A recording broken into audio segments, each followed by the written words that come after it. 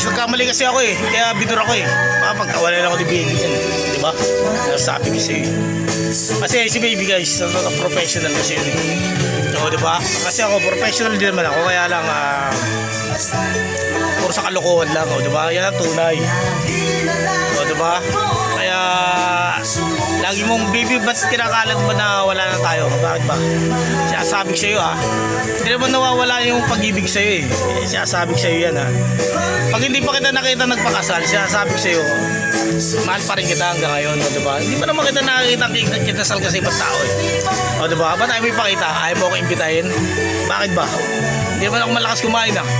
Sinasabi ko sa'yo eh. At tapos sisigaw ako ng itigil ang kasal. Itigil ang kasal.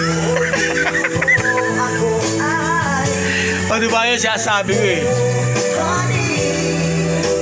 Alam nyo guys, sa totoo lang sa buhay ng isang tao, kasi bawat isa yan may nakatanda na isang tao na para sa'yo lang. Yan ang tunay.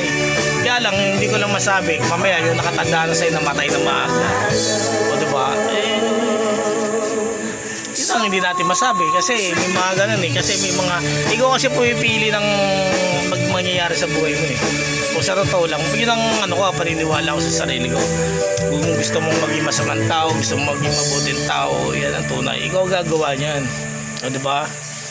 Tsaka ikaw gumagawa ng tanda na, sabi mo nakatanda na. Pero ikaw gumagawa ng tanda na. Pero kapag nakatakda, hindi mo mababago yun. Yan ang tinatawag na final destination. Kahit anong pang gawin mo, hindi mo mababago yun. O diba, tandaan na, pwede mo baguhin. Pero ang final destination, matitegi ka ng maaga, o kaya ginawa ka agad ni Lord. O diba? At least naman, mag-aasawa naman ako ulit eh. O diba, kung nagkatuluyan tayo, diba? Para at least, diba? Joke lang, joke lang. O sige na, Salamita baby, are you there?